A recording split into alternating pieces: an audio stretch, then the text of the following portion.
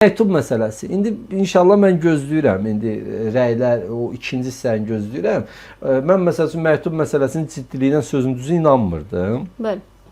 Amma daha Mehdiyevin səsindən işləndən sonra. Bəli. Amma orada da biz boşluğumuzda deyir, dostlarımızı ötürmüşük. Dostlar kimdir və deyir, onlar məmnuniyyətlə razı olacaqlar bu yazı məktubu filan beşməkən. İndi məncə biraz daha aydınlıq gətirilməlidir o məsələyə və nəhayət bu adamlardan kimsə həbs olunmalıdır da. Yəni bu Mehdiyevdir, o qarşı tərəfdə tam danışan xanımı bildiyi Rusdur və bu ötürücülər, bu şeylər, bunlar kimdir? Köməkçi həbs olunub, Vəli Kərimli həbsdədir, Məmməd İbrahim həbsdədir. Gültəkin xanım gəldi, ifadə verdi deyəsən. Gültəkin xanım haqqında bir şey yoxdur. Hələ heç bir şey. Verməyib ifadə. Xatırlayırsınız, mən o vaxt dedim ki, burada baxın, Gültəkin Hacıbəylinin həbsi ilə bağlı filan qərar yoxdur.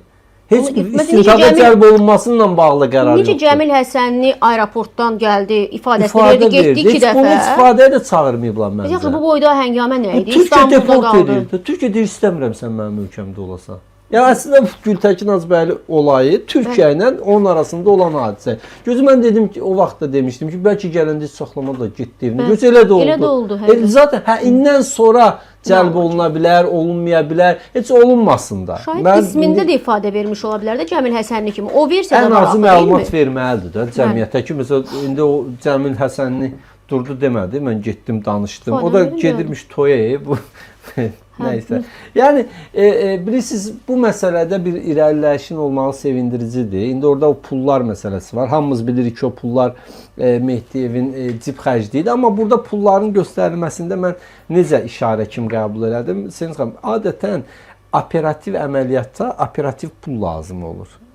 İsti pul, sıcaq pul. Bəli, isti pul. Biz üçün mən sənin kartımı atım elə olmur. Paçkan verilir. Çünki orada tam çevriliş məsələsində müxtəlif qrupların hərəkətə keçməsi var, kütləvi aksiyalar var, media ayağı var, alınmalar, satılmalar var filan. Bunlar da nağd pullarla olur adətən. Amma bu fikir verdiksə cəmiyyətdə bir qədər inamsızlıq yaratdı. Nəyə görə? Çünki hətta biz sorğu keçirdik paytaxt sakinləri arasında. Dedilər, nə 17 milyonu? 17 milyon cib xərcliydi. Yəni bir çayı boy puldur məsələn. Sual nə olmalıdır? Niyə bu cür qeyri? Sual bilsiz nə olmalıdır? Əslində istintaq orqanları o mesajı veriblər, üstü örtülü veriblər. Ola bilsin çox insanlarımız tuta bilməyib. Mehdiyevin nə ehtiyacı var ki, o pulu evdə saxlasın?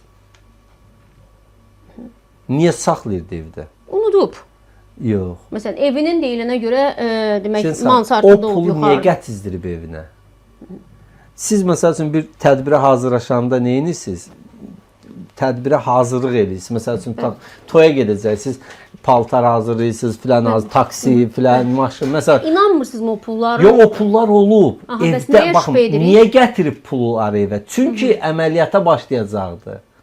Bildiniz, yəni məntiqlə 17 milyon onu niyə saxlasın evdə? Verərdi o biri kürəkəndə bagajda fırladardı və ya da banka qoyardı filan. Demək ki, bu prosesə hazırlıq mərhələsidir. Prosesə hazırlıqda adamlar var, isti pul olmalıdır, konvertlərə qoyulmalıdır, göndərilməlidir filan olmalıdır. Yəni bu pul operativ əməliyyatlar üçün hazırlanan siz dediyiniz isti pullardır. Ona görə 17 milyon ilkin mərhələ xərcləridir. Məsəl üçün bəlkə də ikinci mərhələdə daha çox olacaqmış. Yəni çünki hesabdan hesaba keçirməyəcəklər filan eləməyəcək. Görürsünüz 3 dollar, avro, manat. Yəni üçündə də.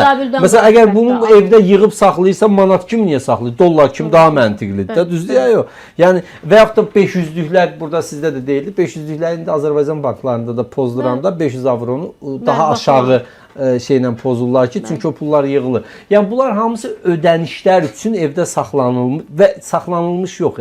Mən əminəm ki, o haralardansa çıxardılıb gətirilib evə ki, bu əməliyyatlar həyata keçirilsin. Çünki məsələn Avropada səhv eləmirəmsə, indi yalan deyərəm, üzərində 1000 avroya 500-800 avro olanda sənin haqqında cinayət işi açırlar. Nağd pul olanda. Ki sən neyinsən nağd pul üstündə hərliyib, cinayət işi və ya da inzibati xətalar var. Yəni burada da adama deyərlər, bax Mehdiyevin öz şəxsi bankı var. Niyə o pul evdə saxlasın ki? Düzdür? Yəni demək ki, o pul əməliyyatın tərkib hissəsiymiş və ona görə qutularda yığılıb hazır şəkildə gözləyirmiş. Hətta bəlkə siyahılar da çıxacaq, o pullar hara getməliymiş, neyinə.